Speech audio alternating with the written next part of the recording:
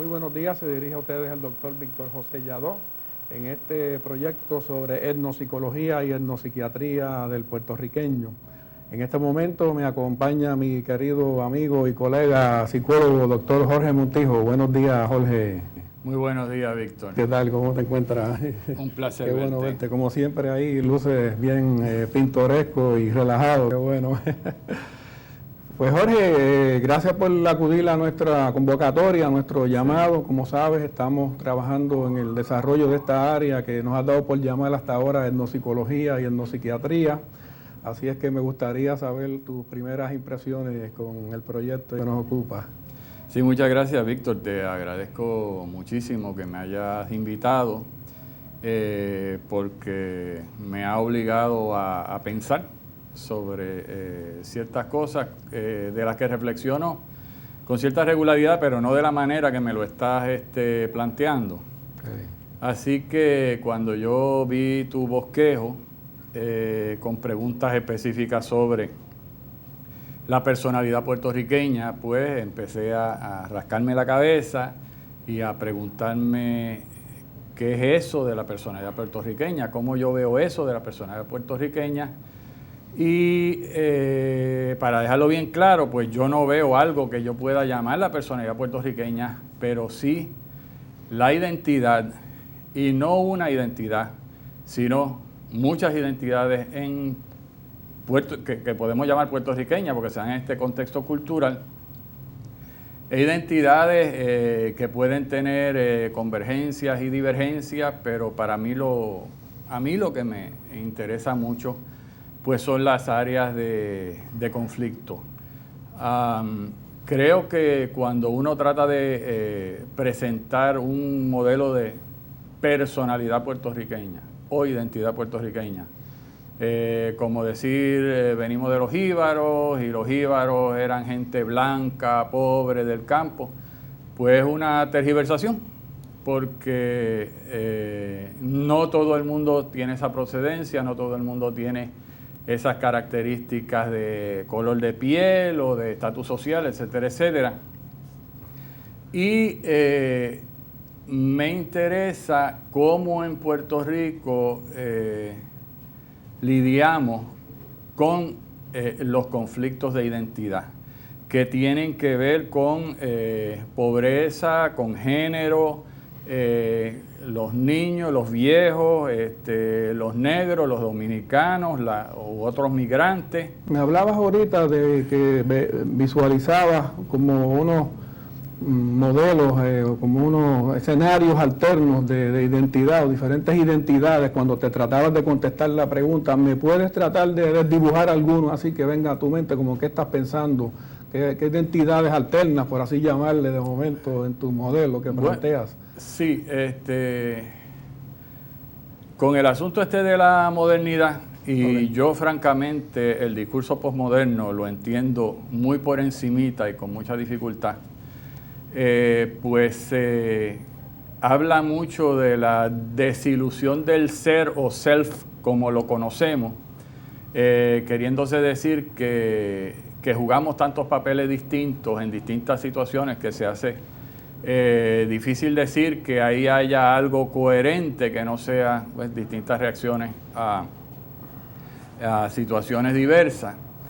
Y eso yo recuerdo mucho cuando vino aquí Fernando González, un psicólogo cubano, un estudioso de la personalidad, y se presentó en la Universidad de Puerto Rico ante el Departamento de Psicología, y aquello pareció una emboscada porque los posmodernos inmediatamente lo atacaron diciendo que no había tal cosa como la personalidad. Okay. Y él se defendió como gato boca arriba diciendo, si no hay tal cosa como la personalidad, la psicología se suicida.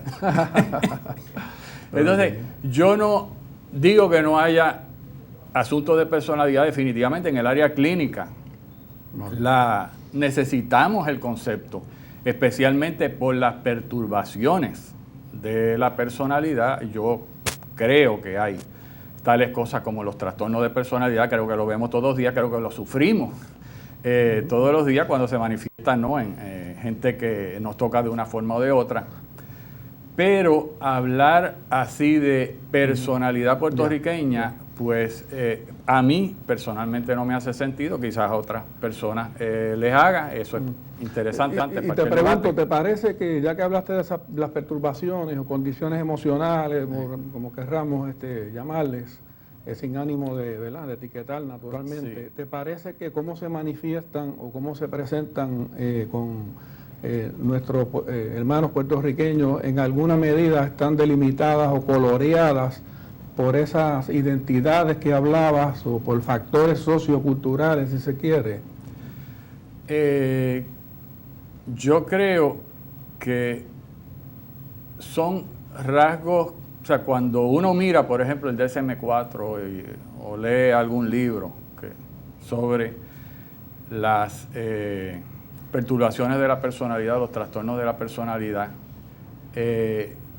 yo entiendo que como en cualquier lugar se manifiestan esos trastornos. Lo que sucede es que en cada cultura, pues cada cultura va a matizar Varía la forma que los trastornos se manifiestan. De forma similar, volviendo a mi interés en el asunto de las identidades, el ser negro, el ser mujer, pues se vive de una forma particular en Puerto Rico que puede ser algo distinto en República Dominicana, que definitivamente debe ser algo distinto de lo que se vive en Noruega. Muy bien. Obviamente la cultura afecta cómo se manifiestan las interacciones y eso que es mi caballito de batalla, ¿verdad? Los conflictos de las identidades. Volvamos a eso de los conflictos que estabas trayendo. Me pareció que ibas a decirnos algo adicional sobre eso, de cómo se manejan o no se manejan, o los modelos y tus inquietudes con ese tema. Sí, la preocupación mía, nuevamente, con el asunto de tal cosa como una personalidad puertorriqueña monolítica, como un concepto monolítico y defensivo de la nación, de la nacionalidad, es que se pierda la diversidad que hay, porque eso que ahora todos usamos este término sociedad civil, que yo no acabo de entender a cabalidad, pero lo que llamamos sociedad civil son precisamente manifestaciones de distintas identidades, rescatadores de terreno, rescatadores de playa, la lucha de las mujeres por sus derechos de igualdad y de no sufrir las agresiones que sufren, etcétera, etcétera. Pues todo eso es parte de la nacionalidad, todo eso es parte de la puertorriqueñidad. Y yo creo que se generan muchos problemas cuando se plantea que algo no lo es, que un elemento es extraño, como se plantea, y ya te lo he dicho anteriormente, el asunto con nuestras hermanas y hermanos dominicanos. Verlos como un elemento extraño, como lo hemos visto en hoja suelta por ahí, como una plaga, pues ahí tú tienes tremendo conflicto de identidades, que no es único de Puerto Rico, porque la xenofobia y el racismo se manifiestan en todos los lugares, pero cuyas manifestaciones van a ser muy puertorriqueñas. Y me decía ahorita también sobre esto de cómo que te estaba interesando mucho cómo se maneja o no se maneja los conflictos, aparte de este ejemplo que nos has dado en relación a los hermanos dominicanos, por ejemplo. ¿Tienes otra vertiente en mente o has visto otra situación que te preocupa en esa línea? Bueno, se habla mucho de, siguiendo por la misma línea, dándole una variante, pues podemos hablar del asunto de tener piel negra en Puerto Rico, ¿verdad? Muy bien. Y de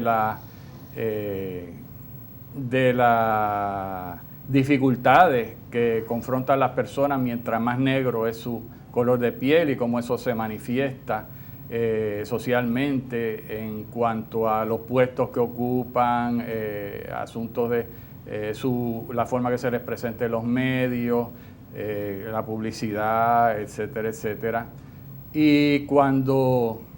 Pero sucede lo siguiente, cuando tú abres el diccionario de la Real Academia y buscas la palabra negro y ves todas las cosas negativas, todas las connotaciones negativas que tiene, pues no te debe extrañar que aquí el 80%, como dicen, de la población indique que es blanca cuando se le censa, ¿no?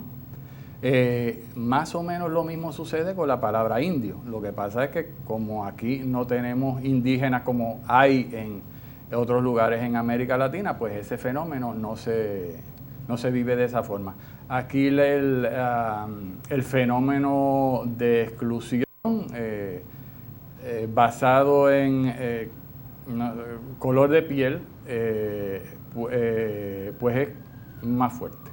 ¿Alguna otra reacción o alguna otra reflexión que te provocara el que hubiéramos convocado este trabajo, el querer atender este campo de la etnopsicología, la etnopsiquiatría? ¿Alguna sugerencia en términos de cómo hacer el acercamiento al tema, cómo trabajarlo de modo productivo y que ayude al entendimiento y a la convivencia en nuestro país? Bueno, tú sabes que hace tiempo yo tengo un interés en la psicología de la opresión. Okay. Y mi visión de la situación puertorriqueña pues es de una sociedad colonizada, de un pueblo colonizado por el poder imperial más grande que ha conocido la historia. Y eso obviamente tiene que manifestarse en las vivencias de los puertorriqueños. O sea, para mí es una situación central porque define la forma que vivimos, un capitalismo dependiente, parasitario, y una falta de poderes como nación. O sea, es una nación, se siente Puerto Rico una nación, pero no se puede vivir como una nación. Y por supuesto hay muchísima ambivalencia con el asunto esto de ser puertorriqueño y de ser ciudadano de los Estados Unidos. Y yo creo que si uno estudia la puertorriqueñidad o el ser puertorriqueño, pues de alguna forma debe tocar eso. A mí, si uno se mete en la historiografía, yo quisiera tener el tiempo para hacer un poco de personología y estudiar las personalidades de Pedro Albizu Campos y de Luis Muñoz Marín, y de lo que cada uno representó en su momento, en cuanto a que uno enfrentó al imperio y el otro acomodó a Puerto Rico a los proyectos imperiales. Pues con esas expresiones tan interesantes, ¿verdad?, y tan ilustrativas, creo que lamentablemente vamos a tener que cerrar por hoy nuestra entrevista, Jorge, y que será entonces hasta una próxima ocasión. Te agradecemos muchísimo tu participación. Espero que esta comunicación continúe, bueno, este diálogo continúe. Yo creo que sí, estamos todos convocados a que así se haga con este proyecto. Nuevamente, gracias, Jorge. Buenos días. Okay.